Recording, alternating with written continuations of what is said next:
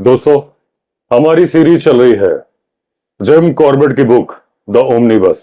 पिछली कहानियां प्लेलिस्ट में है।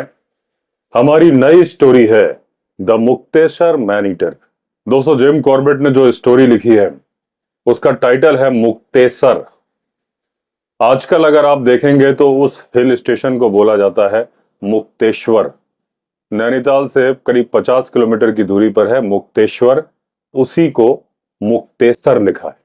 अब जिम कॉर्बेट बोलते हैं कि 18 मील की दूरी पर नैनीताल से उत्तर पूर्वी दिशा की तरफ 8000 फीट की ऊंचाई पर एक रिज है जो कि करीब लंबा है 12 से 15 मील। जो पश्चिमी किनारा है इस रिज का अचानक से ऊंचाई पर उठ जाता है और जहां पर यह रिज खत्म होता है वहां पर है मुक्तेश्वर वेटरनरी रिसर्च इंस्टीट्यूट। इस इंस्टीट्यूट में वैक्सीन्स बनती हैं भारत के पशुओं के लिए, उनकी बीमारी से निपटने के लिए। इस इंस्टीट्यूट की जो लैब है और जो स्टाफ क्वार्टर्स है वो उत्तर दिशा की तरफ बने हुए हैं। अगर आप यहां से व्यू देखोगे तो शायद इस इलाके का सबसे बढ़िया व्यू यहीं से आता है। अब ये पहाड़ी पूर्व से पश्चिम दिशा की तरफ जाती है। अब किसी भी पहाड़ी से, एक ऐसी जगह से आप अगर उसकी सुंदरता को निहारे जहां बीच में कोई रुकावट ना हो, तो कहीं से आपको बर्फ के सुंदर नजारे दिखेंगे, बर्फीली चोटियां नजर आएंगी, कहीं पर पूर्व दिशा के सुंदर नजारे होंगे, कहीं पर पश्चिम के। अब जो लोग मुक्तेश्वर में रहे हैं उनका कहना है कि यह सबसे सुंदर जगह है कुमाऊं की, और जो यहां का मौसम है उसके तो क्या ही कहने। अब जिस तरीके से इंसान अपनी सोच रखते हैं, टाइगर ने भी कुछ वैसा ही सोचा। उसने भी अपना घर बना लिया मुक्तेश्वर की पहाड़ी के बगल में जंगलों को। वो टाइगर नहीं, एक टाइग्रेस थी, हंसी खुशी रह रही थी मुक्तेश्वर के जंगलों में। खाने को उसे मिल रहे थे सांबर, काकड़, जंगली सुअर। लेकिन दुर्भाग्य से एक दिन उसका मुकाबला हो गया पॉर्क्यूपाइन से, यानी कि साही से। इस मुकाबले में उस टाइग्रेस की एक आंख फूट गई और उसे गड़ गए 50 कांटे पॉर्क्यूपाइन के। इन कांटों की लंबाई 1 इंच से लेके 9 इंचेस तक थी।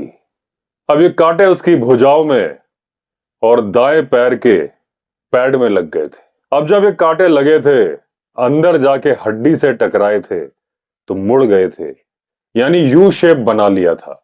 कई कांटे यू शेप बनाने के बाद टूट गए थे, यानी कि अंदर 2 कांटे लगे हुए थे। अब जब वो टाइग्रेस उन कांटों को अपने दांतों से निकालने की कोशिश करती थी, वहां पर घाव में पीप भर जाती थी। एक दिन वो घास के अंदर लेटी हुई अपने घावों को सहला रही थी और दर्द का अनुभव कर रही थी। उसका सामना हो गया गांव की एक महिला, जिसे अपने पशुओं के लिए घास काटनी थी। दुर्भाग्य से उसने वही घास चुन ली अपने पशुओं के लिए जिसमें लेटी थी टाइग्रेस। पहले तो टाइग्रेस ने ध्यान नहीं दिया क्योंकि वो खुद अपने दर्द से परेशान थी। लेकिन जब महिला घास काटते काटते ठीक उस जगह पर आ गई जहां पर वो टाइग्रेस सो रही थी, उसने सिर्फ अपना एक पंजा मारा, उस महिला की खोपड़ी पर लगा। उस महिला की मृत्यु तुरंत हो गई, क्योंकि जब उस महिला की बॉडी मिली, उसके एक हाथ में दराती यानी कि हसिया था, दूसरे हाथ में या मुट्ठी में घास थी। जैसे ही टाइगर ने पंजा मारा था, तुरंत मृत्यु। ना हाथ से घास छूटी, ना ही दराती। अब जब महिला गिर गई तो टाइगरेस वहां से उठी, लंगड़ाते लंगड़ाते करीब 1 मील की दूरी पर चली। वहां पर एक गिरा हुआ पेड़ था, थोड़ा सा गड्ढा सा था, उसमें जाके लेट गई। 2 दिन के बाद एक आदमी का दुर्भाग्य आया जब वो लकड़ी काटने के लिए उस पेड़ की तरफ चला गया जिसके पीछे वो टाइग्रेस लेटी थी। टाइग्रेस ने उसे भी मार दिया। अब क्योंकि लकड़ी काटने के पहले उस आदमी ने अपना कोट और शर्ट उतार दी थी और जब टाइग्रेस ने उसे पंजा मारा था वो पेड़ के ऊपर आधा इधर आधा उधर लटक गया था। टाइग्रेस का पंजा आदमी की पीठ पे लगा था, उससे खून रिस रहा था। उसको देख के टाइग्रेस को पहली बार आइडिया आया कि इसे खाया भी जा सकता है। उसने बहुत ही छोटा सा हिस्सा उस आदमी की पीठ से खाया। तो इन दोनों लोगों को तो अचानक से एनकाउंटर होने की वजह से मारा था, लेकिन क्योंकि अब वो थोड़ा सा हिस्सा इंसान के मांस का खा चुकी थी तो उसने तीसरा शिकार जानबूझकर किया, घात लगाकर किया। यानी कि मुक्तेश्वर टाइग्रेस अब बन चुकी थी मैन ईटर। इस टाइग्रेस के बारे में जिम कॉर्बेट को फौरन ही खबर मिल गई थी क्योंकि मुक्तेश्वर में बहुत सारे शिकारी थे जो शिकार कर रहे थे। हर शिकारी की चाहत थी इस टाइग्रेस को मारना, जो कि करीब करीब उनके दरवाजों पर ही वारदात पर वारदात कर रही थी। जिम कॉर्बेट ने सोचा कि इतने सारे शिकारियों के बीच में एक बाहरी व्यक्ति जाए शिकार करे, यह अच्छी बात नहीं है। लेकिन जब इस टाइग्रेस के शिकारों की संख्या यानी कि इंसानी शिकारों की संख्या 24 यानी कि 24 हो गई, जब जिंदगी रुक सी गई मुक्तेश्वर की और जब वेटरनरी इंस्टीट्यूट का कामकाज ठप्प सा पड़ गया, तब वहां के डायरेक्टर ने सरकार को लिखा कि जिम कॉर्बेट जी की मदद की जरूरत है।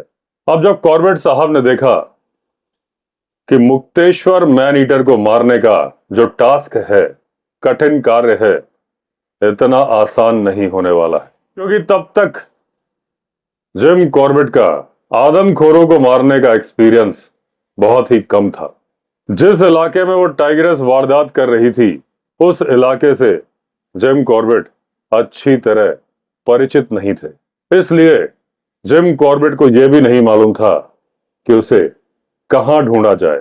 अब अपने एक नौकर और 2 लोग जो कि जिम कॉर्बेट का सामान उठा के चल रहे थे, उनके साथ जिम कॉर्बेट चल पड़े मुक्तेश्वर की तरफ। नैनीताल छोड़ने के बाद जिम कॉर्बेट का पहला पड़ाव था रामगढ़ का डाक बंगला। अब इस डाक बंगले में जिम कॉर्बेट ने रात गुजारी।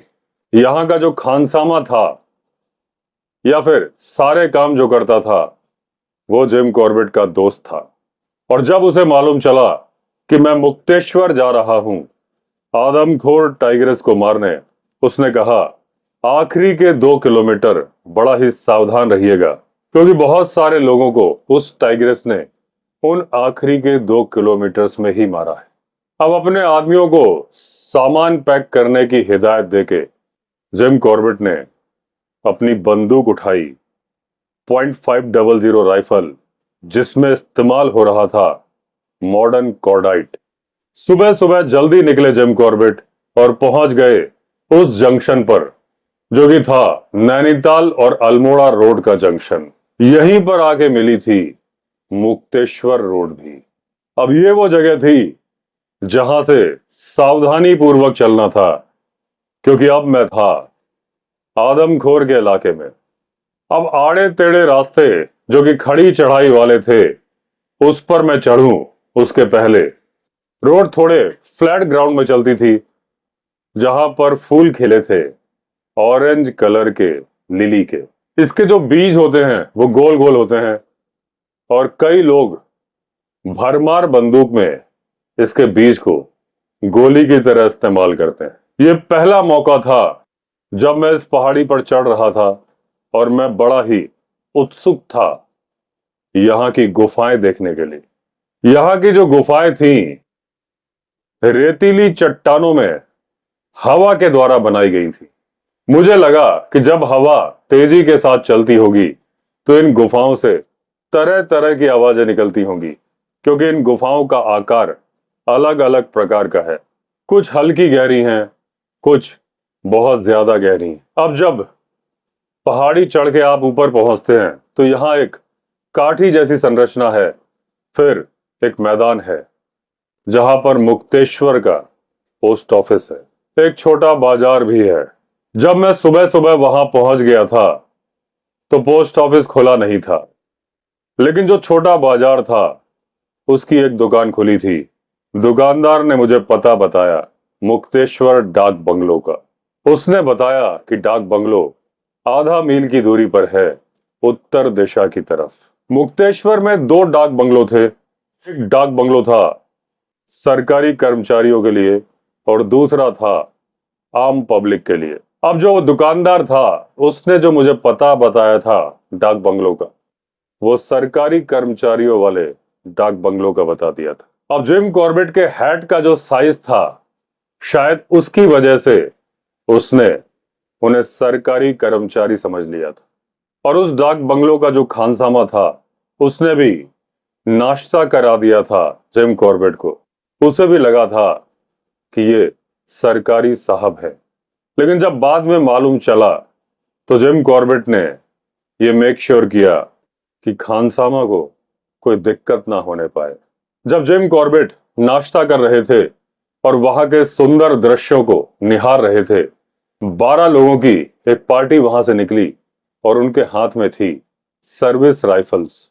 उनके पीछे एक सार्जेंट निकले जिनके हाथ में थे झंडे और टारगेट्स। अब जो सार्जेंट था वो अच्छा आदमी था। उसने जिम कॉर्बेट को बताया कि जो पार्टी अभी अभी निकली है ये टारगेट शूटिंग के लिए जा रहे हैं, और क्योंकि मैन ईटर इस इलाके में सक्रिय है, उनसे कहा गया है कि साथ साथ में चलना। और सार्जेंट ने ही बताया कि जो वेटरनरी इंस्टीट्यूट के डायरेक्टर हैं उनके पास सरकार की तरफ से एक टेलीग्राम आ चुका है कि जिम कॉर्बेट साहब उस आदमखोर को मारने के लिए चल पड़े हैं। सार्जेंट ने उम्मीद जताई कि मैं आदमखोर को मारने में सफलता प्राप्त कर लूंगा, और मिलनी भी चाहिए, क्योंकि इसने यहां पर जीना मुश्किल, बहुत मुश्किल कर रखा है। अब दिन के समय पर भी अकेले घूमना बड़ा ही हिम्मत का काम माना जाता है, और जब शाम ढल जाती है तो कई लोग मिलकर भी बाहर नहीं निकलते, सब अपने घरों में कैद होकर रह जाते हैं। अब इस आदमखोर को मारने की बहुत कोशिशें की गई, लेकिन ये इतनी चालाक है कि अपने किसी भी शिकार पर दोबारा वापस नहीं आती। अब अच्छे से नाश्ता करने के बाद मैंने खानसामा को बोला कि मेरे आदमी जब आए तो उन्हें बोल देना कि मैं आदमखोर के बारे में खबर लेने जा रहा हूं, और कब वापस लौटूंगा मुझे खुद नहीं पता।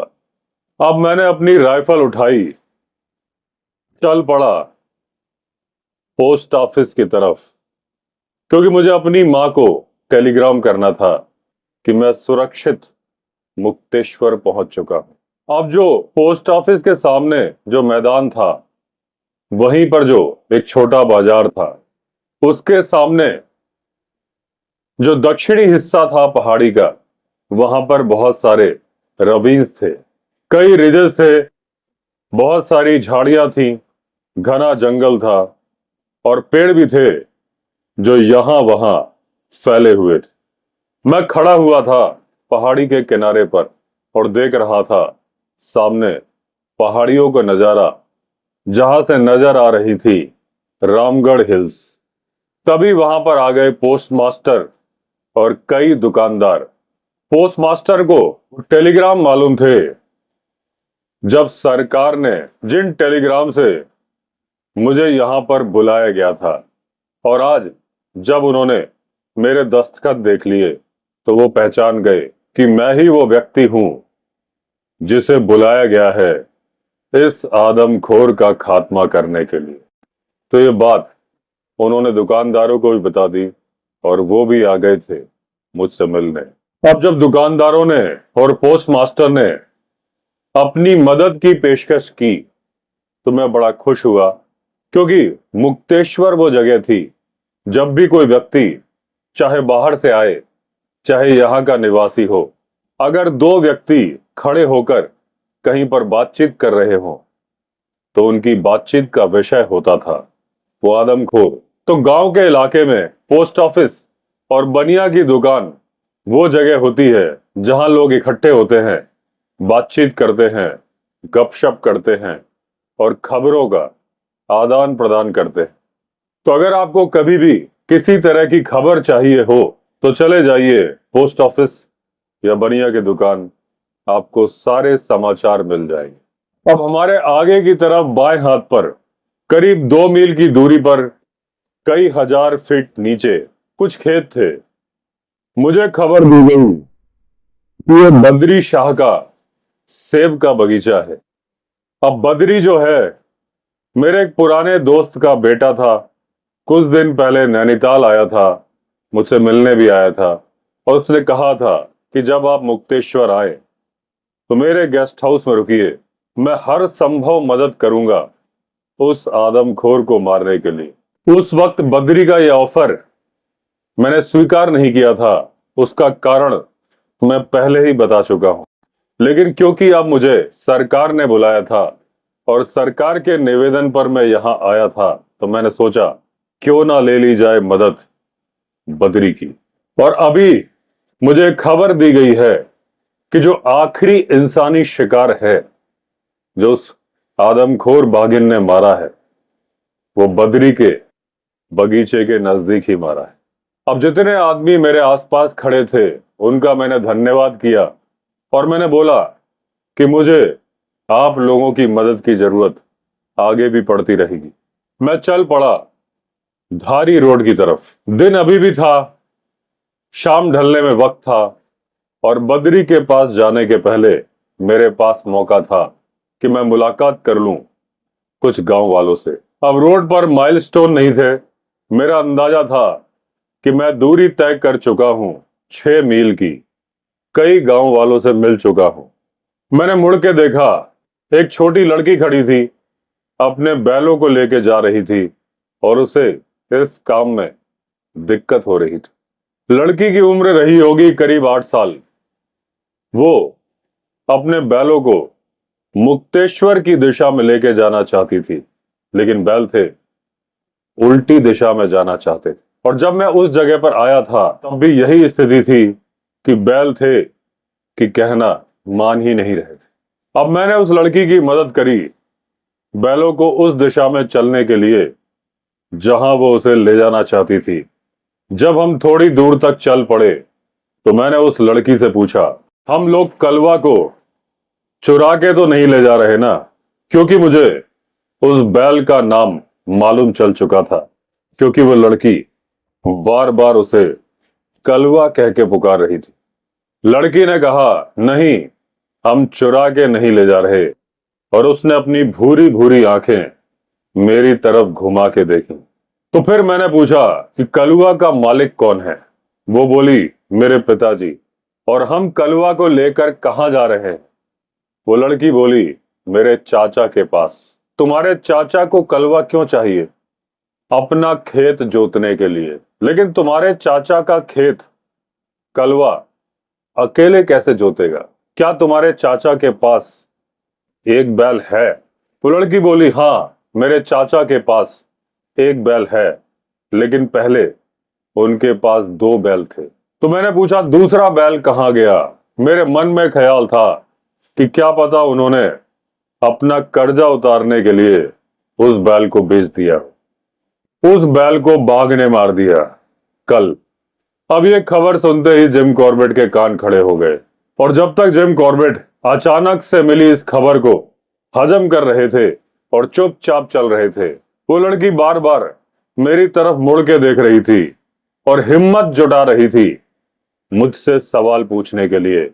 और फिर वो सवाल उसने मुझसे पूछ ही लिया, क्या आप उस बाघ को मारने के लिए आए? मैंने कहा, हाँ, मैं उस बैल को मारने के लिए आया। तो आप उस शिकार से दूर क्यों जा रहे हैं? क्योंकि मैं कलवा को चाचा के पास लेके जा रहा। अब ये जवाब सुन के वो लड़की सेटिस्फाई हो गई।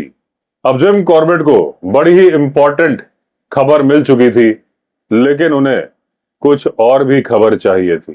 क्या तुम्हें नहीं मालूम कि वो बाघ आदमखोर बाघ है? लड़की बोली, हाँ मुझे मालूम है कि वो आदमखोर है। उसने कुंती के पिताजी को खा लिया है और बौंसी सिंह की मां को खा लिया है और भी बहुत सारे लोगों को खा लिया है। तब तुम्हारे पिताजी ने कलवा को तुम्हारे साथ क्यों भेजा? वो खुद क्यों नहीं आए? क्योंकि उन्हें भाबरी बुखार है, यानी कि मलेरिया है। क्या तुम्हारे भाई नहीं हैं? वो लड़की बोली, नहीं, पहले मेरा भाई था, कई साल पहले उसकी मौत हो गई। मां नहीं है? लड़की बोली, मां है, लेकिन वो खाना पका रही है। और बहन? नहीं, मेरी कोई बहन नहीं है। उस बहादुर लड़की ने अपने पिताजी के द्वारा दिया गया कार्य करना जरूरी समझा था। उसके पास इतनी हिम्मत थी उस रोड पर चलने की जिस पर आदमखोर का साया था और जिस पर अकेला कोई आदमी चलता नहीं था। कई लोगों का ग्रुप भी जब चलता था तो लोग घबराते थे। 4 घंटे से मैं उस राह पर चल रहा था और मुझे एक भी आदमी नजर नहीं आया था। अब एक ऐसे रास्ते पर जिम कॉर्बेट आ गए जहां से लड़की आगे बढ़ने लगी। पीछे पीछे चलने लगे बैल और उनके पीछे चल रहे थे जिम कॉर्बेट। अब हम एक खेत के नजदीक आ गए जिसके दूसरी तरफ था एक छोटा सा घर। अब उस घर के बाहर आके उस लड़की ने आवाज लगाई, चाचा, मैं कलवा को लेकर आ गई हूं। अंदर से आवाज आई, ठीक है पुतली, कलवा को बाहर बांधो और तुम घर चली जाओ, मैं खाना खा रहा हूं। अब हमने कलवा को वहीं बांध दिया और हम सड़क की तरफ चल पड़े। अब क्योंकि हम दोनों के बीच में कलवा नहीं था तो लड़की थोड़ा शर्मा रही थी और वो मेरे बगल में चलने में हिचकिचा रही थी। तो मैं आगे चल रहा था, वो पीछे चल रही थी। मैं उसकी चाल के हिसाब से चल रहा था कि उसे चलने में कोई दिक्कत ना हो। काफी देर तक हम चुपचाप चलते रहे। उसके बाद मैंने पुतली से पूछा, मैं उस टाइगर को मारना चाहता हूं जिसने तुम्हारे चाचा के बैल को मारा है, लेकिन मुझे मालूम नहीं है कि वो बैल कहां पर है। क्या तुम मुझे वो बैल दिखाओगी? वो लड़की पुतली उत्सुकता के साथ बोली, हाँ मैं आपको जरूर दिखाऊंगी। मैंने उससे पूछा, क्या तुमने वो मरा हुआ बैल देखा है? लड़की बोली, मैंने देखा नहीं है, लेकिन मेरे चाचा जब मेरे पिताजी को बता रहे थे तो मैंने सुना था, तो मुझे अंदाजा है कि वो कहां पर है। तो क्या ये सड़क के पास में है? लड़की बोली, मुझे नहीं मालूम। क्या ये बैल अकेला था जब टाइगर ने इसे मारा? वो लड़की बोली, नहीं, गांव के दूसरे पशु भी साथ में थे। तो इसे दिन में मारा गया कि शाम को मारा गया? लड़की बोली, इसे सुबह मारा गया जब ये चरने के लिए जा रहा था दूसरे पशुओं के साथ। तब टाइगर ने इस पर हमला किया। अब मैं उस लड़की पुतली से बात करते करते पूरी तरह से सावधान था, चारों तरफ निगाह रख रहा था। मेरे बगल में ही बाएं हाथ की तरफ था घना जंगल और दाएं हाथ की तरफ थी घनी झाड़ियां। अब हम थोड़ा आगे चले तो हम एक ऐसे कैटल ट्रैक पे आ गए, यानी पशुओं के जाने के रास्ते पर, जहां से रेगुलरली पालतू मवेशी चरने के लिए जाते थे। अब वो लड़की रुक गई। उसने बोला कि ये जो पशुओं के जाने का रास्ता है, इस पर बैल को मारा है टाइगर ने। मेरे चाचा ने मेरे पिताजी को यही बताया था। अब मुझे अपनी पूरी जानकारी मिल चुकी थी, तो उस लड़की को सुरक्षित उसके घर के नजदीक तक छोड़ने के बाद मैं वापस आ गया इस पशुओं के जाने के रास्ते पर। अब ये जो रास्ता जाता था एक वैली में से होके जाता था और करीब 1/4 मील तक चलने के बाद मैं उस जगह पर पहुंच गया जहां पशुओं में भगदड़ मची थी और भगदड़ मचने के निशान जमीन पर मौजूद थे। अब मैंने इस ट्रैक को छोड़ दिया। करीब 50 गज की दूरी तक मैं थोड़ा नीचे गया। अब मैं थोड़ा ही आगे चला था कि मुझे घसीटे जाने के निशान मिल गए। अब ये घसीटने के निशान वैली की तरफ जा रहे थे और कुछ गज चलने के बाद मुझे मिल गया वो बैल। अब इस बैल से पिछले पैरों से थोड़ा सा हिस्सा खाया था टाइगर ने। अब थोड़ी दूर पर एक ravine था, उसके किनारे पर यह बैल पड़ा हुआ था। अब जहां पर यह बैल पड़ा था वहीं पर एक सूखा सा तना था एक पेड़ का, जिस पेड़ को लताओं ने घेरा हुआ था। अब ये इकलौता पेड़ था जो शिकार के नजदीक था और जिस पर मैं बैठने की उम्मीद कर सकता था टाइगर के इंतजार में, क्योंकि आज की रात चंद्रमा नहीं होने वाला था। और अगर टाइगर वहां पर आया, जिसकी की मुझे पूरी उम्मीद थी, तो मैं जितना नजदीक होऊंगा बैल के, तभी मैं टाइगर देख पाऊंगा। दूर बैठ के कोई फायदा नहीं। अब दोपहर के 2 बज चुके थे। अब ये टाइम था कि मैं बद्री से मिलने जाता और एक कप चाय पीता। और मुझे चाय की बहुत तलब लग रही थी, क्योंकि मैं सुबह 4 बजे निकला था, बहुत ज्यादा पैदल चल चुका था। अब बद्री के बागान की तरफ जाने वाला जो रास्ता था वो वहीं से शुरू होता था जहां पर वो कैटल ट्रैक रोड से मिलता था। अब यहां से एक चढ़ाई वाला रास्ता था जो कि करीब 1 मील का रास्ता था और इसमें घनी झाड़ियां थी। एक सेब के पेड़ में कुछ नुकसान हो गया था और उस नुकसान का जायजा ले रहा था बद्री। जब बद्री मुझसे मिला और उसे मेरे आने का कारण मालूम चला, तो वो मुझे अपने गेस्ट हाउस में ले गया जो कि थोड़ी दूरी पर था। हम वरांडा में बैठे थे, चाय का इंतजार कर रहे थे और बद्री ने मेरे खाने के लिए अपने सर्वेंट्स को ऑर्डर दिया था, उसका इंतजार कर रहे थे। अब मैंने बद्री को बताया कि मैं मुक्तेश्वर क्यों आया हूं और मैंने ये भी बताया कि उस लड़की ने वो बैल जिसे टाइगर ने मारा है मुझे दिखा दिया है। अब जब मैंने बद्री से पूछा कि ये जो बैल मारा गया है इसके बारे में उन शिकारियों को जानकारी क्यों नहीं दी गई है जो इस टाइग्रेस को मारने की कोशिश कर रहे हैं, बद्री ने बताया कि वो शिकारी इतने नाकाम साबित हुए हैं कि गांव वालों का उन पर से विश्वास उठ गया है। इसलिए अब कहीं भी कोई जानवर मारा जाता है तो उन शिकारियों को खबर देने की जहमत कोई नहीं उठाता। बद्री ने बोला कि वो शिकारी इतने नाकाम इसलिए हो रहे हैं कि जब वो शिकार के पास मचान बनाते हैं तो ऐसे बनाते हैं जैसे महल बना रहे हैं।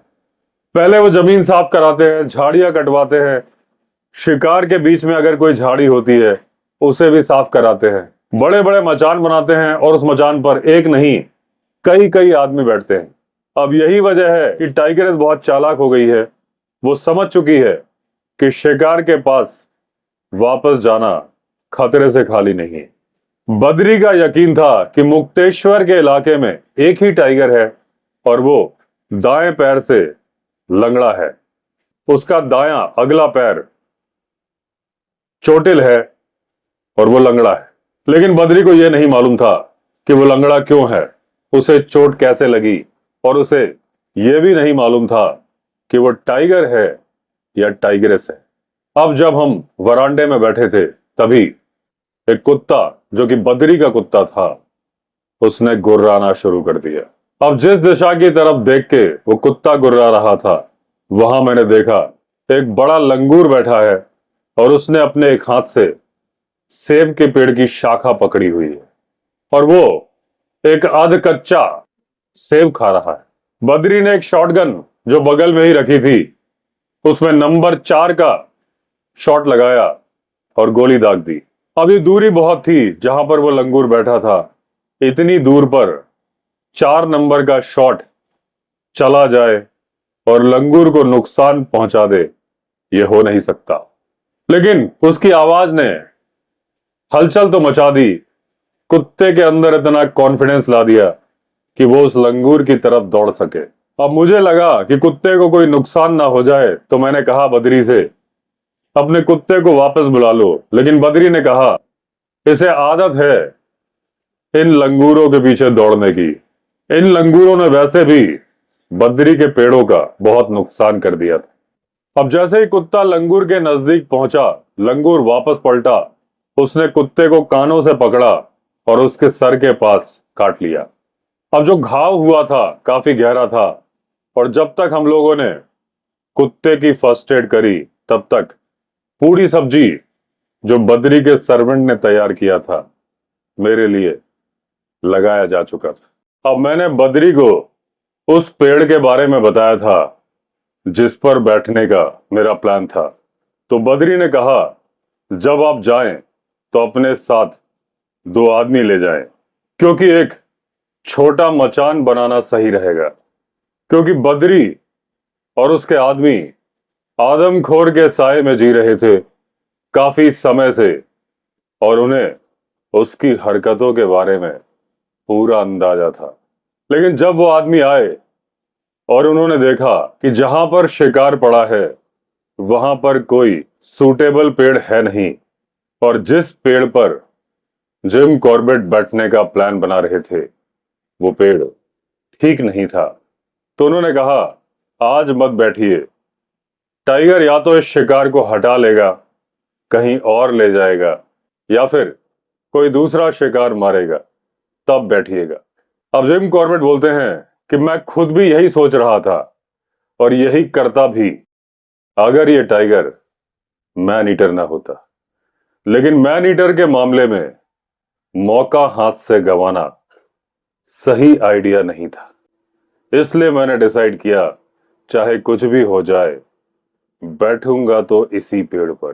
कारण यह भी था कि इस जंगल में भालू भी थे और अगर किसी भालू को गंध आ जाती टाइगर के मारे हुए शिकार की तो वो ही उसे चट कर जाता और टाइगर दूसरे दिन शिकार को कहीं और ले जाए ये मौका भी नहीं मिलता, क्योंकि इस इलाके में हिमालयन ब्लैक बेयर हैं और वो टाइगर से तो क्या उसके बाप से भी नहीं डरते। टाइगर से उसका शिकार छीन के ले जाते हैं। अब वो पेड़ जिस पर लताएं भी हो, गुलाब की झाड़ियां हो चारों तरफ, कटीली झाड़ियां, उस पर चढ़ना मुश्किल काम था। मैं चढ़ा, मुश्किल से चढ़ा, जितनी आसानी मुझे कांटों ने होने दी। अब जब मैं ऊपर पहुंच गया तो बद्री और उसके साथियों ने मुझे राइफल पकड़ा दी। मैंने उन लोगों से जाने के लिए कहा, वो लोग वहां से चले गए ये वादा करके कि आएंगे वापस कल सुबह। अब मेरा चेहरा पहाड़ी की तरफ था, मेरे पीछे रवीन था। मुझे साफ साफ नजर आ रहा था अगर सामने वाली पहाड़ी से कोई भी जानवर नीचे उतरता, लेकिन अगर टाइगर नीचे से आ गया जिसकी की पूरी पूरी उम्मीद थी, तो टाइगर मुझे नहीं देख पाता, मैं टाइगर को नहीं देख पाता जब तक कि टाइगर उस शिकार तक ना पहुंच जाए। अब जो बैल था वो सफेद रंग का था, अपनी दाहिनी तरफ के हिस्से से लेटा हुआ था, यानी कि उसके पैर मेरी तरफ थे। मेरी दूरी उस बैल से करीब 15 फीट की थी और शाम के 4 बजे मैं बैठ चुका था अपने मचान पर। 1 घंटे बाद यानी कि दोपहर के 5 बजे एक काकड़ ने नीचे की तरफ से बोलना शुरू किया। दूरी होगी करीब करीब 200 गज की। अब साफ जाहिर हो रहा था कि टाइगर निकल चुका था। काकड़ यानी कि बार्किंग डियर उसे देख रहा था और भौंकने की आवाज निकालकर अपने साथियों को आगाह कर रहा था। काफी देर तक काकड़ भौंकने की आवाज निकालता रहा और उसके बाद धीरे धीरे साइड हो गया। उसके भौंकने की आवाज धीमी होती गई, धीमी होती गई और धीरे धीरे पहाड़ियों में गुम हो गई। अब ये बात ये बता रही थी कि अपने शिकार की तरफ आने के बाद टाइगर कहीं पर लेट गया है। अब जैसा कि इस टाइगर के बारे में बद्री ने बताया था, जिम कॉर्बेट को पूरी उम्मीद थी कि टाइगर शिकार पे आने के पहले या तो कहीं बैठ जाएगा या लेट जाएगा, क्योंकि वो बहुत ज्यादा सावधान है, पहले अपनी तसल्ली करना चाहता है और उसके बाद ही आता है शिकार पर। टाइगर यह देखना चाहता था कि शिकार के आसपास कोई इंसान तो नहीं है, यानी कि कोई शिकारी तो नहीं है। मिनट पर मिनट बीतते गए, धीरे धीरे डस्क आ गया, यानी कि गोधूली बेला। जो झाड़ियां, जो पेड़ साफ नजर आ रहे थे अब वो धुंधले नजर आ रहे थे। अब वो सफेद रंग का बैल अभी भी मुझे नजर आ रहा था। तभी एक टहनी के चटकने की आवाज आई रवीन की तरफ से, और भारी कदमों की आवाज भी आई। कदम आ रहे थे मेरी ही तरफ। अब वो कदम ठीक मेरे नीचे आके रुक गए। अब एकदम चुप्पी थी, एकदम था सन्नाटा। अब उसके बाद टाइगर उस पेड़ के नीचे ही लेट गया जिस पर बैठे थे जिम कॉर्बेट। अब धीरे धीरे काली घटाएं छा गईं, घने बादल आ गए और अब एकदम अंधेरा हो गया था। अब टाइगर पेड़ के नीचे से उठा और शिकार की तरफ बढ़ा। रात इतनी घनी और काली थी कि आप उसे कह सकते हैं पिच ब्लैक थी। अब मैं अपनी आंखों पर कितना भी जोर डालूं, मैं बैल को देख नहीं पा रहा था जो कि सफेद रंग का था। तो फिर मैं टाइगर को कैसे देख पाता?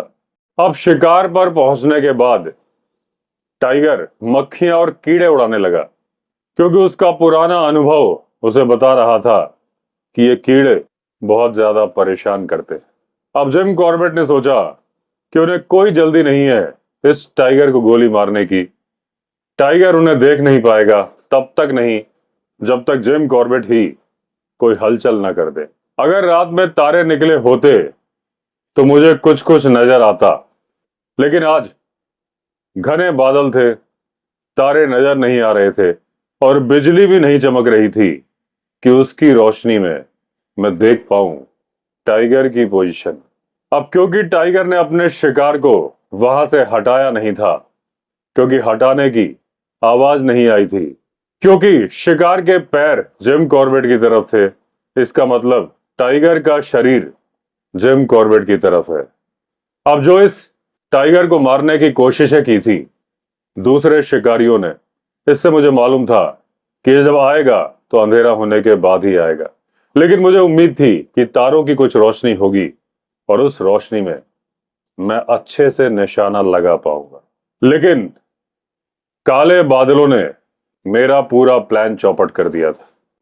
तो अब मुझे आंखों से कुछ दिख नहीं रहा था। मैं पूरी तरह से निर्भर था अपने कानों पर, और उस वक्त मुझे अपने कानों से भली भांति सुनाई देता था। अब मैंने अपनी राइफल को ऊपर उठाया, अपनी कोहनियों को अपने घुटनों पे लगाया। अब जो टाइगर आवाज कर रहा था शिकार को खाते हुए, उस आवाज के आधार पर जिम कॉर्बेट ने निशाना लगाया। अब इन्होंने राइफल को स्थिर करके पकड़ लिया, फोकस किया अपने दाएं कान पर। उस कान से जो आवाज सुनाई दे रही थी उस पर अपना ध्यान स्थिर किया। अब मुझे लगा कि मेरा निशाना काफी ऊपर है, तो राइफल की मजल को करीब 1 इंच नीचे किया। अब मैंने अपना सर फिर घुमाया, फिर सुनने की कोशिश की। अब जब मुझे संतोष मिल गया कि मेरा निशाना एकदम सही जगह पे लगने वाला है, थोड़ा सा मैंने मजल को राइट हैंड साइड की तरफ घुमाया और दबा दिया ट्रिगर। 2 छलांग मार के टाइगर 20 फीट चौड़ा किनारा पार कर गया। अब जो उसका किनारा था उसकी ऊंचाई पर थोड़ा चौड़ा मैदान था और उसके बाद पहाड़ी खड़ी चढ़ाई वाली थी। अब जो टाइगर पत्तियों पर भाग रहा था तब भी मुझे सुनाई दे रहा था, और जब वो उस चौड़े मैदान पर भाग रहा था तब भी मुझे सुनाई दे रहा था। अब उसके बाद आवाज आनी बंद हो गई थी। अब आवाज नहीं आने के 2 मतलब थे। एक तो ये कि गोली टाइगर को लग गई और चौड़े मैदान पर जाके टाइगर मर गया, और दूसरा ये कि गोली टाइगर को लगी ही नहीं। अब राइफल को अपने कंधे पर लगाए लगाए 2-3 मिनट तक मैं आवाजें सुनता रहा, लेकिन जब कोई आवाज आई नहीं तो राइफल को मैंने नीचे कर लिया। और जब मैंने राइफल को नीचे किया तो इस हरकत का जवाब ऊपर से आया एक लंबी चौड़ी ग्राउल के रूप में। तो अब यह तय हो चुका था कि गोली टाइगर को लगी नहीं और टाइगर ने अब मुझे देख लिया। मैं जहां पर बैठा था उस जगह की ऊंचाई जमीन से 10 फीट थी, लेकिन जो गुलाब की झाड़ियां नीचे लगी थी जिन पर मैं अपना वजन रख के चढ़ा था वो भी दब चुकी थी। तो देखा जाए तो मेरी ऊंचाई अब केवल 8 फीट की थी। मेरे पैर भी नीचे लटके थे तो ऊंचाई और कम हो गई। अब मुझसे 20 फीट की ऊंचाई पर मैन ईटर दहाड़ रहा है, और वो मैन ईटर है ये बात उसकी दहाड़ से, उसके गुस्से से मालूम चल रही है। अब अगर टाइगर दिन में आपके नजदीक हो और उस टाइगर ने आपको देखा नहीं हो और तब भी वो अगर दहाड़ रहा हो तो आपकी नसों में, तंत्रिकाओं में हलचल मच जाती है। लेकिन अगर वो टाइगर मैन ईटर हो, रात के 10 बजे हो, घुप अंधेरा हो और आपको मालूम हो कि उस मैन ईटर ने आपको देख लिया है, तो जो खून की नसों में, तंत्रिकाओं में हलचल मचती है वो हलचल तूफान का रूप ले लेती है। हालांकि मुझे मालूम है कि टाइगर अपनी जरूरत के हिसाब से ही शिकार करता है। अगर उसे भूख ना लगी हो तो वह बिना मतलब में किसी को मारता नहीं। लेकिन अगर टाइगर को उकसाया जाए तब वो किसी को भी मार देता है, और यह टाइगर उकसाया जा चुका था। अभी इस टाइगर के पास खाने के लिए इतना शिकार है कि 2-3 दिन तक इसे शिकार करने की कोई जरूरत नहीं। तो शायद ये मुझ पर हमला ना करे। लेकिन पता नहीं क्यों मुझे लग रहा था कि यह टाइगर अपना रूल तोड़ने वाला है, यानी कि शिकार के होते हुए दूसरा शिकार नहीं करने का रूल। कई मौकों पर ऐसा हुआ है कि जब टाइगर के ऊपर गोली चलाई गई उसके बावजूद वो टाइगर शिकार पर लौट कर आ गया। लेकिन मुझे मालूम था कि यह टाइगर लौट कर नहीं आएगा, और मुझे यह भी मालूम था कि भले ही मुझे कितना भी असहज महसूस हो रहा है, मैं सुरक्षित हूं। यह टाइगर मेरे ऊपर हमला नहीं करेगा। हां, अगर मैंने अपना बैलेंस गड़बड़ कर दिया और नीचे गिर गया तब बात अलग है। अब मेरे पास कुछ पकड़ने के लिए नहीं था, यानी कि झपकी आई और पेड़ से नीचे। अब क्योंकि टाइगर को मेरी पोजीशन मालूम चल चुकी थी तो ऐसा कोई कारण था नहीं कि मैं सिगरेट ना पीऊं। मैंने अपने सिगरेट की डब्बी निकाली और जैसे ही उसे सुलगाया, टाइगर के वहां से हटने की आवाज आई। टाइगर फिर वापस आ गया। फिर उसने ग्राउल किया। मैंने 3 सिगरेट पी और टाइगर मेरे साथ ही था। अब आ गई बारिश। पहले तो कुछ बूंदें गिरी और उसके बाद झमाझम बारिश। जब मैं रामगढ़ से चला था तो मैंने काफी हल्के कपड़े पहने थे, और अब जब बारिश हो चुकी थी तो मैं अंदर तक पूरा गीला हो गया था, यानी कि पूरी स्किन भी गीली हो गई थी। और जहां पर मैं बैठा था मेरे ऊपर एक पत्ती भी नहीं थी कि कुछ बारिश की बूंदें पत्तियां रोक ले। रहा सवाल टाइगर का, तो वो पक्का किसी पेड़ के नीचे या फिर किसी चट्टान के नीचे चला गया होगा। जब बारिश आई थी रात को 11 बजे। सुबह के 4 बजे बारिश रुकी और आसमान साफ हो गया। अब हवा चालू हो गई थी और करेला ऊपर से नीम चढ़ा। पहले मुझे ठंड लग रही थी, अब हवा के चलने के बाद मुझे लग रहा था मैं बर्फ में जम गया हूं। अभी भी जब भी मुझे कुछ नसों में ऐंठन होती है तो मुझे वो रात याद आती है जब मैं मुक्तेश्वर में पेड़ पर बैठा था। बद्री एक अच्छे दोस्त की तरह सूरज उगते ही आ गया। साथ में थे उसके आदमी और साथ में थी चाय की केटली। अब उन लोगों ने मेरी राइफल पकड़ ली, मुझे सहारा देके नीचे उतारा, क्योंकि मेरे पैर चलने लायक नहीं थे। चलने क्या, हिलने लायक भी नहीं थे। उसके बाद मैं जमीन पर लेट गया। मैंने चाय पी। उन लोगों ने मेरे पैरों पर मसाज की। तब जाके ब्लड सर्कुलेशन वापस आया और मेरे पैर नॉर्मल हुए। जब मैं ठीक हो गया तो बद्री ने अपने आदमियों से बोला कि तुम लोग गेस्ट हाउस जाओ और वहां पर आग जलाओ। इसके पहले तक कभी मैंने अपने कानों का प्रयोग करके गोली नहीं चलाई थी, और मैं देखने गया तो मालूम चला कि मैं सिर्फ कुछ इंचेस से गलत था। ऊंचाई का अंदाजा मैंने सही लगा लिया था, बस बंदूक की मजल को अगर मैं थोड़ा सा दाहिनी तरफ और घुमा लेता तो काम हो जाता, क्योंकि मेरी गोली उस बैल से 6 इंच की दूरी पर लगी थी जहां बैठ के टाइगर बैल को खा रहा था। अब मैंने चाय पी ली थी और जब आधा मील की वॉक हमने की तो मैं बिल्कुल नॉर्मल हो गया था। अब आधा मील की वॉक करके जब मैं रोड पे आ गया तो यहां से बद्री के गेस्ट हाउस की वॉक 1 मील की थी।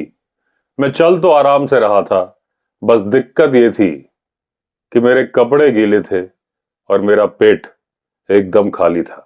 अब जो ये ट्रैक था वहां पर लाल मिट्टी थी और बारिश ने इस मिट्टी को बहुत ज्यादा स्लिपरी बना दिया था।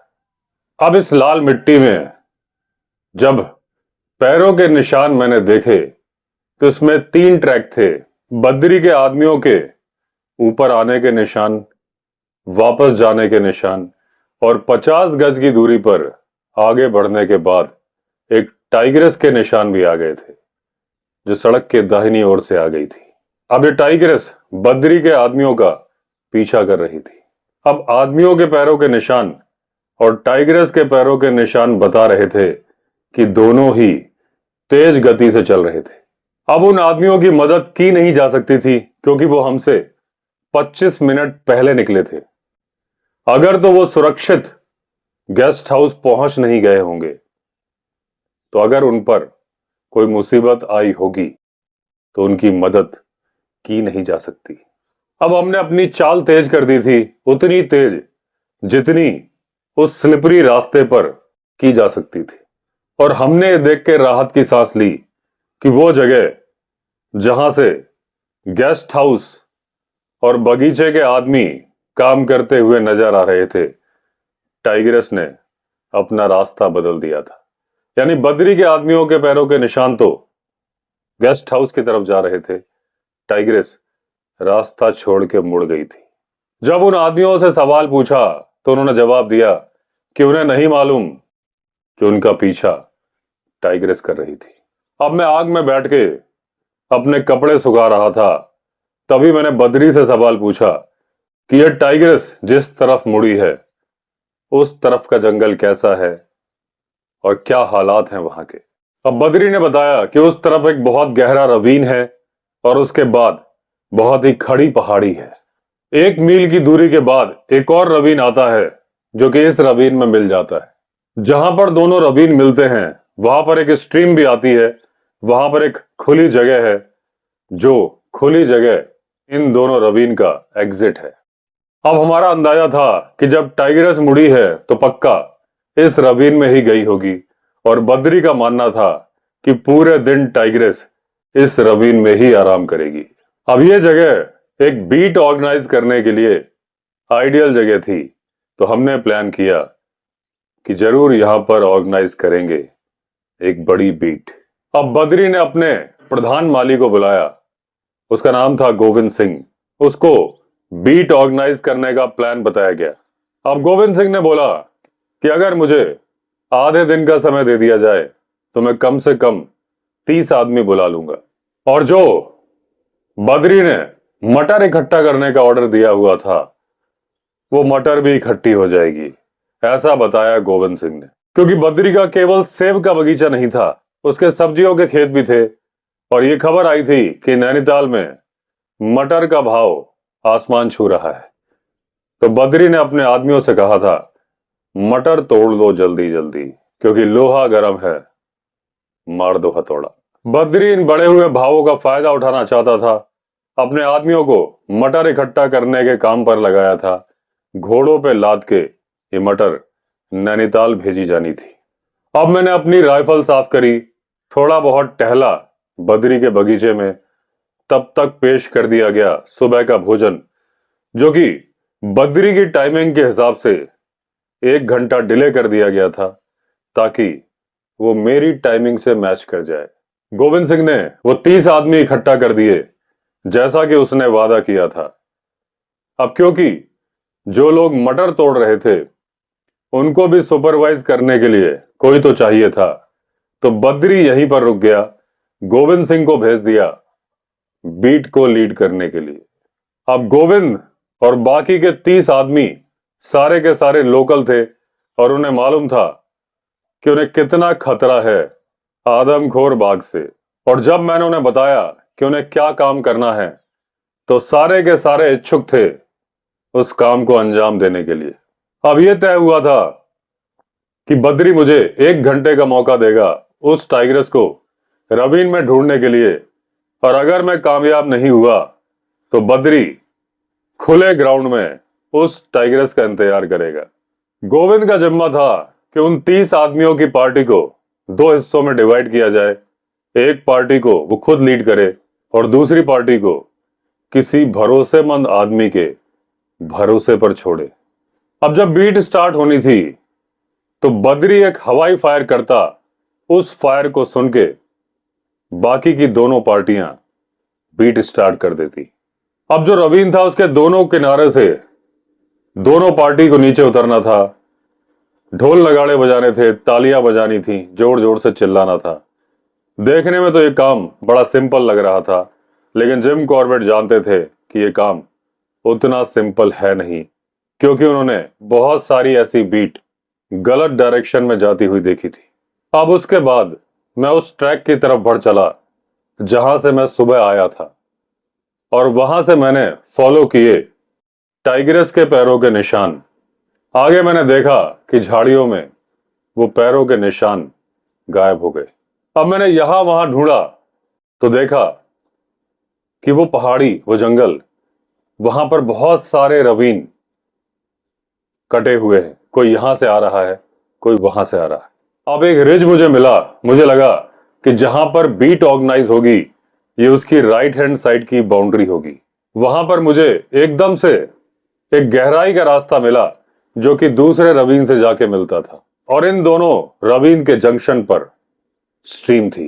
अब मैं देख रहा था कि वो ओपन ग्राउंड कहां है जहां पर मुझे अपना स्टैंड लेना है। तभी मुझे मक्खियों के भिनभिनाने की आवाज सुनाई दी और मैंने देखा एक गाय मरी पड़ी है जो कि करीब 1 हफ्ते पहले मारी गई थी। अब उसके जो गले पर निशान थे वो निशान बता रहे थे कि इस गाय को टाइगर ने मारा है। टाइगर ने गाय को करीब करीब पूरा खा लिया था, सिर्फ कंधों के पास मांस बचा हुआ था। सिर्फ कंधों का नहीं बचा था, गले का भी बचा था, सर का भी बचा था। अब जो मैंने किया उसका कोई कारण तो नहीं था, लेकिन मैंने उस गाय के बचे हुए अवशेषों को एक तरफ खींचा और वहां से धकेल दिया रवीन की तरफ। वो रवीन में गिर गई। अब लुढ़कते हुए वो अवशेष नीचे जहां गिरे वहां एक छोटा सा गड्ढा था जहां पर पानी था। अब बाईं तरफ देखने पर मैंने पाया कि एक ओपन ग्राउंड है। उस हॉलो से जहां पर अभी मैंने गाय के अवशेषों को गिराया है वो ग्राउंड करीब 300 गज की दूरी पर है। अब ये जो ग्राउंड था ये कुछ अलग तरीके का था जैसी मैंने इस ग्राउंड के बारे में मन में कल्पना की थी। अब यहां पर ऐसी कोई जगह नहीं थी जहां पर खड़े होके मैं हिल साइड पर देख सकूं जहां से बीट ऑर्गेनाइज होने वाली थी।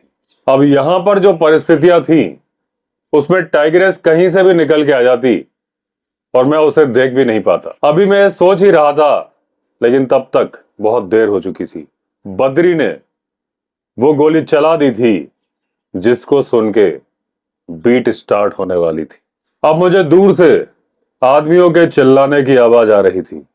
पहले तो मुझे लगा कि वो आवाज मेरी तरफ आ रही है, यानी कि बीटर्स मेरी तरफ आ रहे हैं, लेकिन धीरे धीरे वो आवाज दूर होती गई और इतनी दूर हो गई कि सुनाई देना बंद हो गई। 1 घंटे के बाद मुझे उन बीटर्स की आवाज दोबारा सुनाई देने लगी। वो पहाड़ी से नीचे आ रहे थे मेरे दाहिने हाथ की तरफ, और जब मुझे लगा कि वो लोग मेरे लेवल पे आ चुके हैं तो मैंने आवाज लगा के चिल्लाया कि बीट को बंद करो, मुझे ज्वाइन करो। अब ये जो बीट फेल हो गई थी इसमें किसी का कोई कसूर नहीं था। हमने बीट ऑर्गेनाइज करी थी एक ऐसी जगह पे जिस जगह का भूगोल हमें मालूम ही नहीं था। जो आदमी थे वो भी अनट्रेन्ड थे, उन्होंने इसके पहले कभी बीट ऑर्गेनाइज की नहीं थी। इतनी ज्यादा झाड़ियां थीं, कहीं पर भी टाइग्रेस छिप सकती थी। अब जो बीटर से बड़ी मुश्किल से मेरी तरफ आए, झाड़ियों से बचते बचाते अपना रास्ता बनाते, और वो बैठे थे अपने कपड़ों से कांटे निकाल रहे थे, और मैंने जो उन्हें सिगरेट दी थी वो सिगरेट पी रहे थे। मैं और गोविंद सिंह खड़े होकर बात कर रहे थे कि कल दोबारा बीट ऑर्गेनाइज करेंगे, उसमें मुक्तेश्वर से कुछ और लोग भी बुलाएंगे। अब अचानक ये बात करते करते गोविंद एकदम चुप हो गया। उसका ध्यान मेरे पीछे की पहाड़ी की तरफ था, और क्योंकि मेरा बैक साइड उस तरफ था, मैं समझ गया था कुछ गोविंद सिंह ने ऐसा देख लिया है जिसको देखकर वो चौंक गया है। गोविंद सिंह की आंखें भी सकरी हो गई थी।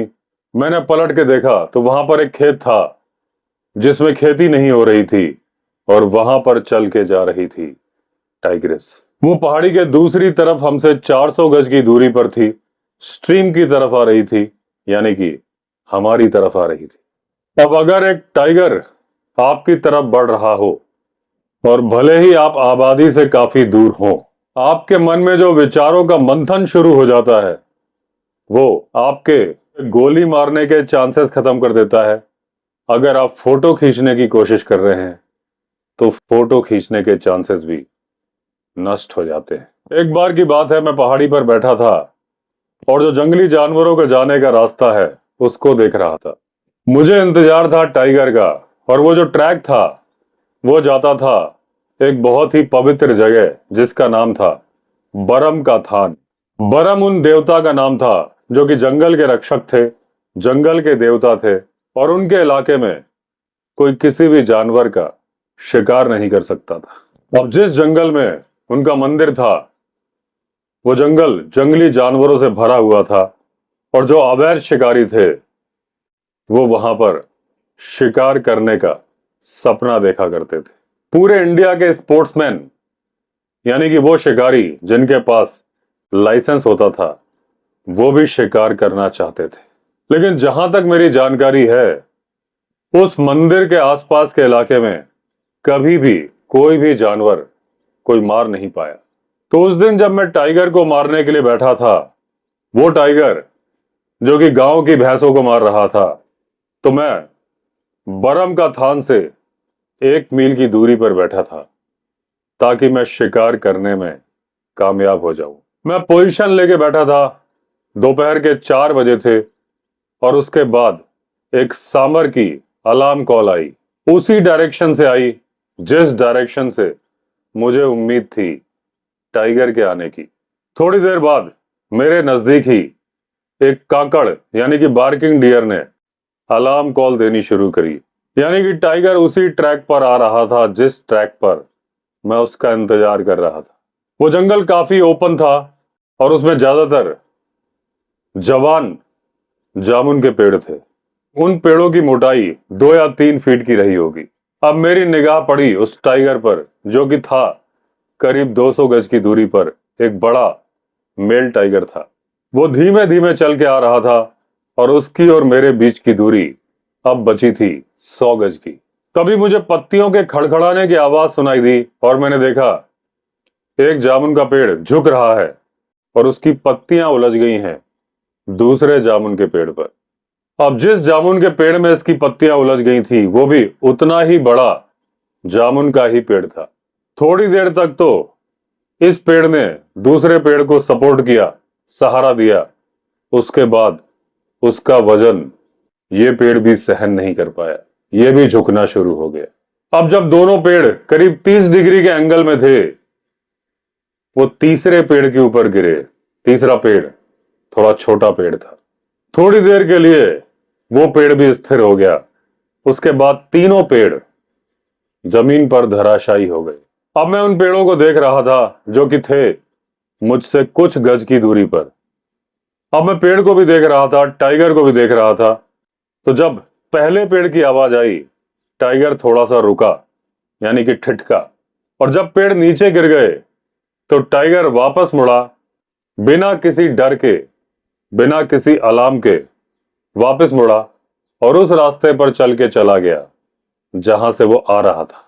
अब जो मेरे सामने घटना घटी इस पर मुझे यकीन नहीं हो रहा था, क्योंकि वो पेड़ कोई पुराने पेड़ नहीं थे, जवान पेड़ थे।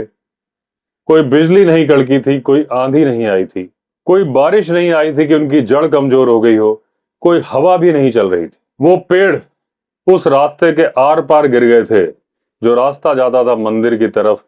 टाइगर था मात्र मुझसे 70 गज की दूरी पर जब मैं उसका निशाना लेने ही वाला था। यह घटनाक्रम हुआ और टाइगर बच गया। अब टाइगर को गोली मारने के या फोटो लेने के चांसेस और बिगड़ने के चांसेस और ज्यादा बिगड़ सकते हैं अगर आप आबादी वाले क्षेत्र में हो।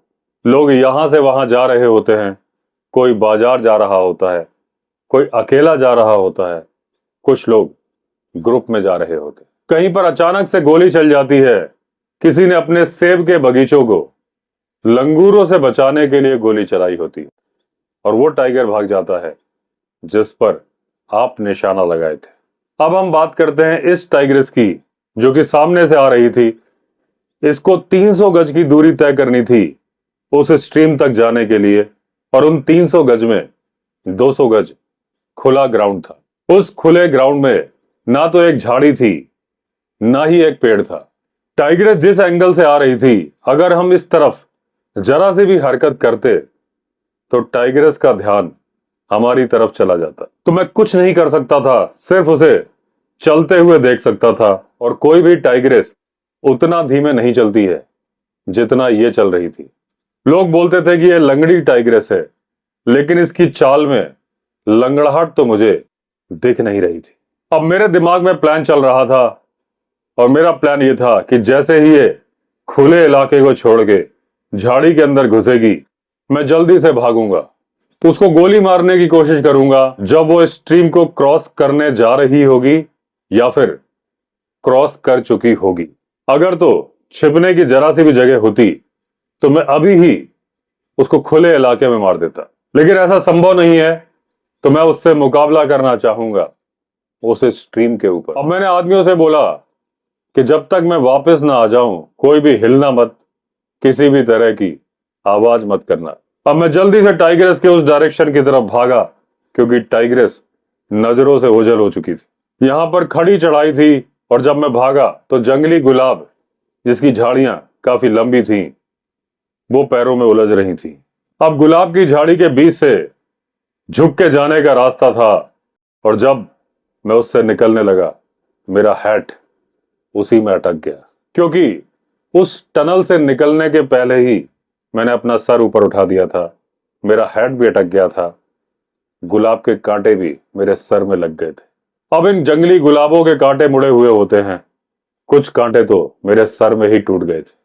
तब तक अटके रहे कि जब मैं घर पहुंच गया और मेरी सिस्टर मैगी, उसको मशक्कत करनी पड़ी इन कांटों को निकालने के लिए। अब खून निकल के मेरे चेहरे पे आ रहा था, लेकिन मैं भागता जा रहा था और मैं उस ढलान की तरफ पहुंच गया जहां पर मैंने उस गाय के अवशेष नीचे लुढ़काए थे। अब जो ये ढलान थी, खोखली सी ढलान, 40 गज लंबी थी, 30 गज चौड़ी थी। अब जो इसका ऊपरी हिस्सा था वहां पर शिकार पड़ा हुआ था और दूसरी तरफ बहुत सारी झाड़ियां थी।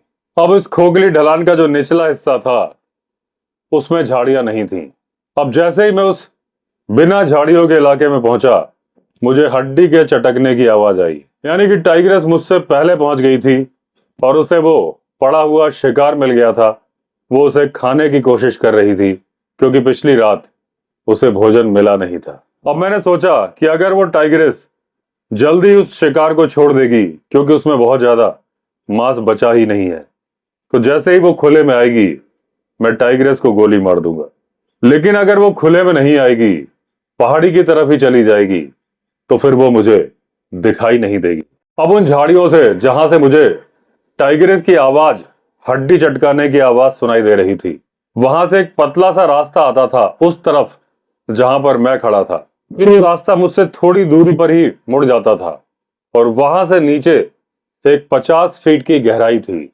मैं सोच रहा था कि अगर एक पत्थर फेंक के मारूं और टाइग्रेस इस खुले इलाके में आ जाए। तभी मुझे अपने पीछे से कुछ आवाज सुनाई दी। मैंने मुड़ के देखा तो देखा गोविंद सिंह पीछे खड़ा है, उसके हाथ में है मेरा हैट। ये वो टाइम था जब कोई भी यूरोपियन बिना हैट के बाहर नहीं निकलता था, और जब गोविंद सिंह ने मेरा हैट पड़ा हुआ देखा तो वो उसे उठा के मेरे पास ले आया था। वहीं पर एक छोटा सा पहाड़ी पर छेद था। मैंने अपनी उंगली अपने मुंह पर रखी, गोविंद सिंह को इशारा किया कि आवाज मत करना। अपने हाथ से उसका हाथ पकड़ा और उसे उस गड्ढे में बिठा दिया। अब वो बैठ गया, अपने घुटनों पर उसने रख ली अपनी ठोड़ी यानी कि चिन्ह। मेरा हैट उसके हाथों में था और ऐसा लग रहा था कि वो मेरे हैट का आलिंगन कर रहा है। अब अगर कोई इस स्थिति में गोविंद सिंह को देखता तो उसे लगता कि कोई अजीबो गरीब चीज यहां पर बैठी है। अब गोविंद सिंह वहां पर बैठा था, हड्डियां चटकने की आवाज सुन रहा था। अब मैंने अपने आप को वापस सीधा किया और उस पोजीशन पे पहुंचा जहां पर गोविंद सिंह के आने के पहले था। टाइग्रेस ने हड्डी चटकाना और शिकार को खाना बंद कर दिया। अब या तो टाइग्रेस ने मुझे देख लिया था या फिर उसे लगा कि इस पुराने शिकार में मजा नहीं है। अब 1-2 मिनट तक कोई आवाज नहीं थी, तब मुझे टाइग्रेस नजर आई। वो दूसरे किनारे की तरफ चढ़ रही थी। अब वो पहाड़ी के ऊपर जाने की कोशिश कर रही थी। इस इलाके में 6-6 इंच मोटे पॉपुलर के पेड़ थे। अब जब टाइग्रेस इनके बीच से चल के जा रही थी तो मुझे टाइग्रेस की केवल एक आकृति, आउटलाइन नजर आ रही थी, और मेरे अंदर केवल एक उम्मीद थी कि जब मैं गोली मारूंगा तो मेरी गोली पॉपुलर के तनों पर नहीं लगेगी, लग जाएगी टाइग्रेस को। मैंने जल्दी से अपनी राइफल उस डायरेक्शन में घुमाई और जल्दी जल्दी में लगा दिया निशाना। जैसे ही मेरा निशाना लगा, टाइग्रेस वापस घूमी, नीचे की तरफ बढ़ी। वो मेरे डायरेक्शन में आना चाहती थी जितनी उसमें ताकत थी। तब तक मुझे यह नहीं मालूम था कि मेरी गोली उसके सर के नजदीक एक तने पर लग गई, और मुझे यह भी नहीं मालूम था कि वो टाइग्रेस एक आंख से अंधी है। तो उस वक्त जो मुझे लग रहा था कि ये टाइग्रेस मेरे ऊपर चार्ज करने आ रही है, हकीकत में एक डरा हुआ जानवर था जो कि भागने की कोशिश कर रहा था, क्योंकि उसे मालूम नहीं चला था गूंज की वजह से कि ये गोली कहां से चली है। लेकिन उस वक्त तो मुझे ऐसा लगा था कि एक घायल टाइग्रेस बहुत ही ज्यादा गुस्से में मेरी ही तरफ आ रही है। तो मैं इंतजार करता रहा। जब वो मुझसे करीब 2 गज की दूरी पर थी, मैंने एक और शॉट लिया और उसकी गर्दन के पास चला दिया, वो जगह जहां कंधे से गर्दन का मिलन होता था। अब .500 की जो जोरदार गोली उसके अंदर धसी, उसकी धमक ने उसकी उछाल में परिवर्तन कर दिया, दिशा परिवर्तन कर दिया, और वो मेरे बाएं कंधे के बगल से गुजरी और वो हवा में गिरते वक्त 50 फीट गहरी खाई जो मेरे बगल में ही थी उसमें नीचे चली गई। पानी में गिरी और छपाक की आवाज आई। एक टाइग्रेस पानी में गई, छपाक। अब मैंने अपना एक कदम आगे बढ़ाया, नीचे झांका। पानी में आधी डूबी हुई टाइग्रेस नजर आई। पास में था खून। उसका चेहरा आसमान की तरफ बाहर निकला था। गोविंद अभी भी उसी गड्ढे में बैठा था। जब मैंने उसे इशारा किया तो वो मेरे पास आ गया। अब जैसे ही उसने टाइग्रेस को देखा, आदमियों की तरफ मुड़ा, चिल्ला के बोला, बाघ मर गया।